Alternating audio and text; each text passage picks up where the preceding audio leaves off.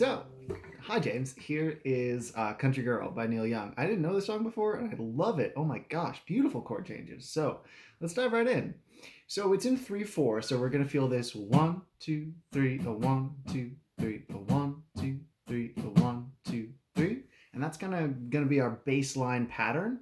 And notice that my hand is just kind of going up and down on each one of those beats. So, we're always going down on the numbers. We're kind of going up on those kind of swung upbeat. So 1, a 2, a 3, a 1, a 2, a 3, and you get that kind of swung, beautiful 3/4 feel that fits this song so beautifully.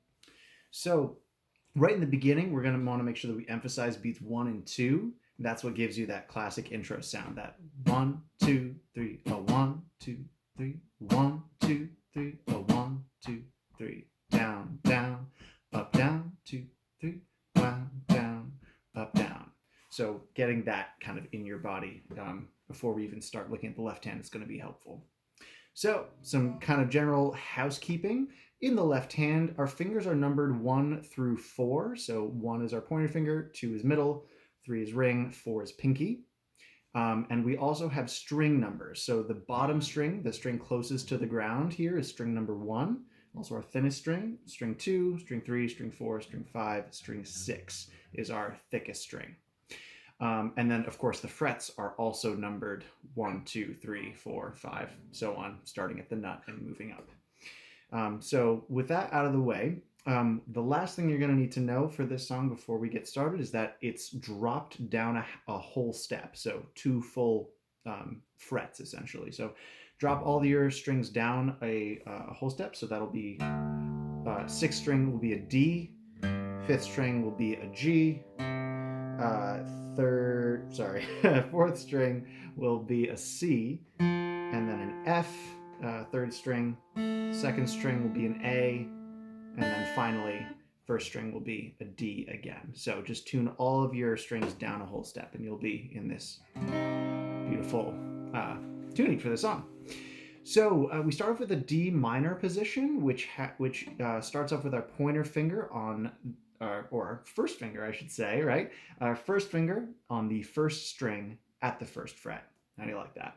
And then middle finger or 2nd finger is going to be on the 3rd string at the 2nd fret. 3rd finger is going to go at the 2nd string on the 3rd fret. And that's it.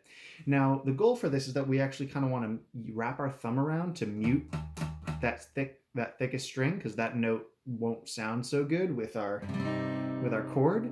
And we want to kind of aim for the bottom 4 strings is what you're trying to aim for with your pick. So you will need a pick for this one as well. So we can do our pattern. Down, down, up, down, 2 and 3, down, down, up, down, 2 and 3, down, down, up, down, 2 and 3, down, down, up, down. Cool.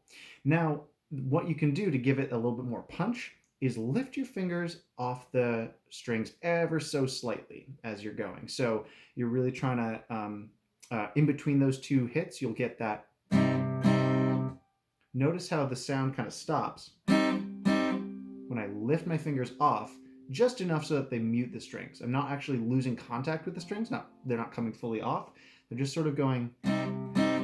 You get that kind of crisper sound. So aim for that as you go.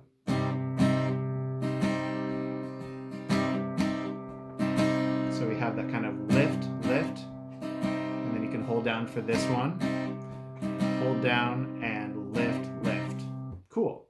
So halfway through that strumming pattern, we're going to slide our fingers up like trains on a track, up 2 frets. So now we're at 1st finger, 3rd fret, 2nd finger, 4th fret, 3rd finger, 5th fret.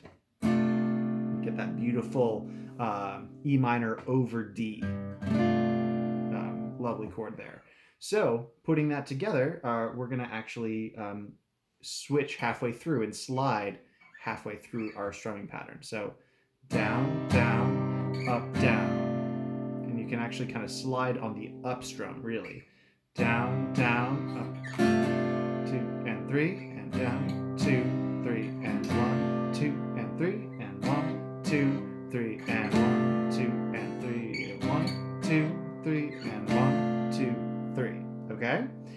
second half of this pattern, we're going to slide the ring finger up one more fret. So now ring finger or third finger is at the 6th fret on the 2nd string.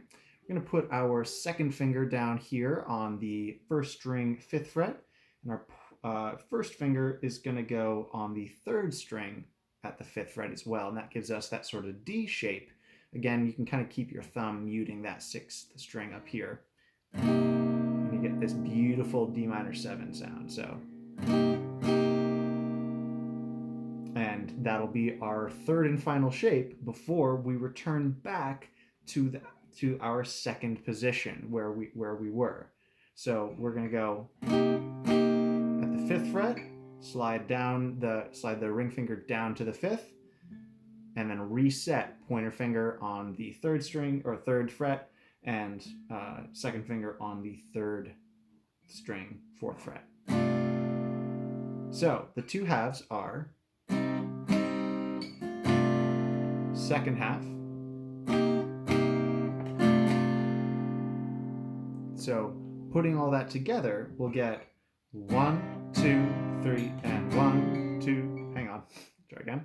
1, 2, 3, and 1, 2, and 3, and 1, 2, 3, and 1, 2, 3, 1, 2, 3, and 1, 2, 3, 1, 2, 3, and 1, 2, 3. And then we end back on our D minor for winding paths through tables and glass.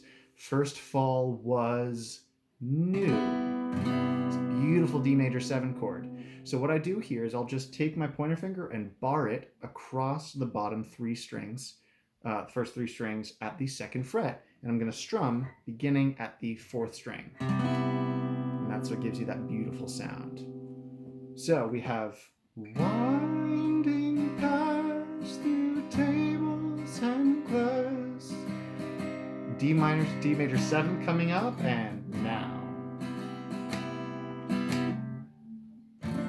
this E minor 7 chord is gorgeous. So I'm not using my ring finger here, even though it's kind of sticking up here, not flipping off, I promise.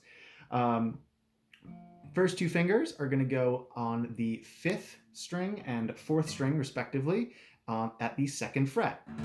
That's your E minor chord. In order to make it an E minor 7, we're going to add our pinky here on the 2nd string at the 3rd fret. It gives a really beautiful, rich sound.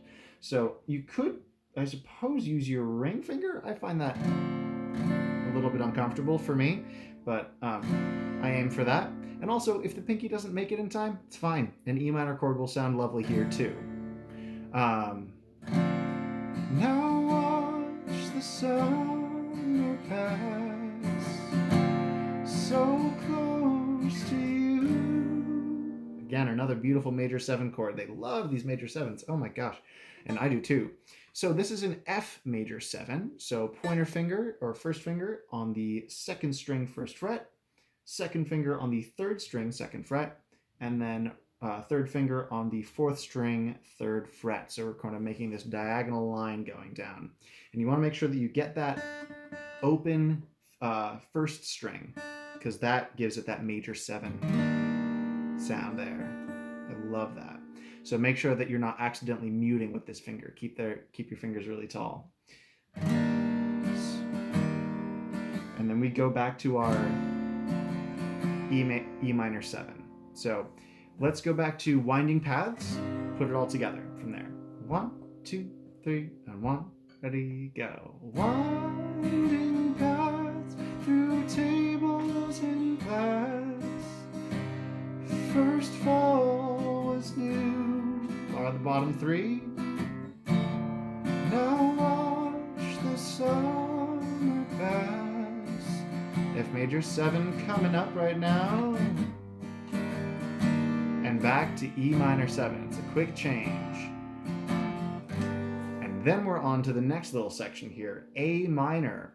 Pointer finger on the 2nd string 1st fret. Second finger is going to go on the 4th string 2nd fret. And 3rd finger is going to go on the 3rd string 2nd fret.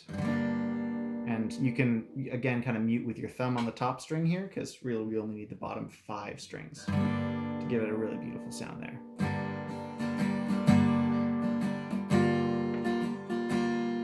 doing there is to create an A minor 7 is to add my pinky on the first string, 3rd fret.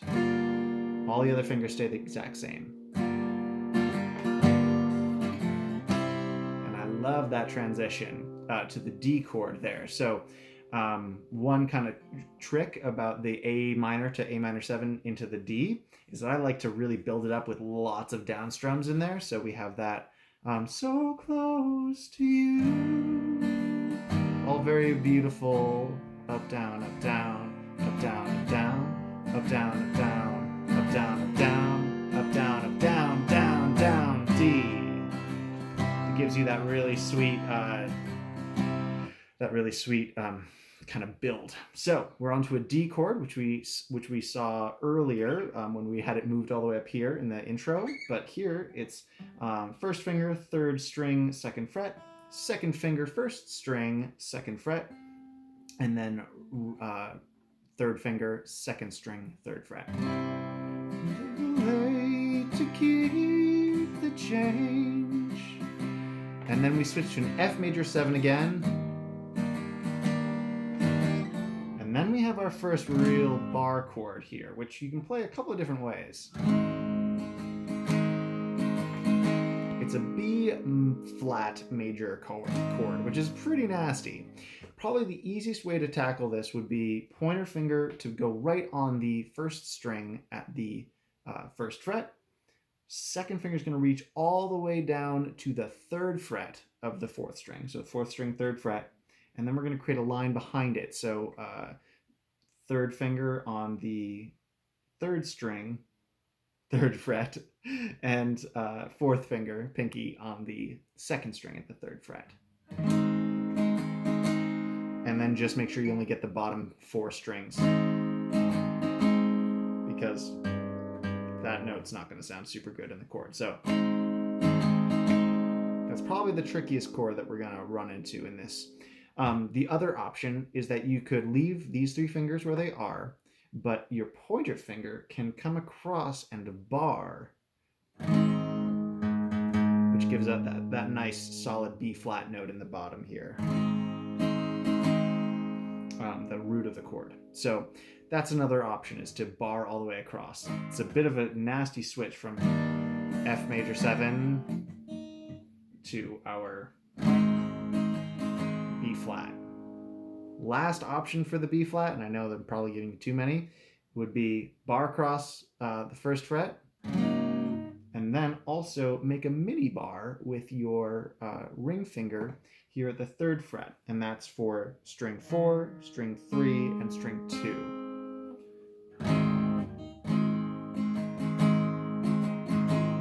So another option there. And then we have no time to stay the same. And this beautiful A sus4 to A major. So how we do that? 3 fingers across the 2nd fret. So 1st finger on the 4th string, 2nd fret, 2nd finger on the 3rd string, 2nd fret, 3rd finger on the 2nd string, 2nd fret. And then I'm going to add my pinky also to that 2nd string, but at the 3rd fret. And then I'll lift off the pinky, and the ring finger, 3rd finger, will take over. So we have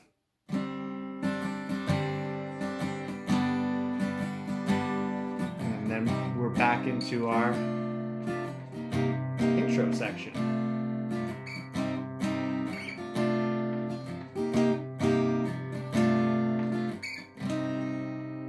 Another verse begins. So that's the beginning, and this is a fun song. There's a lot of challenging stuff going on in here, and let me know if you have any questions. I'll be happy to chat with you and help you out. All right, good luck, James. Have fun.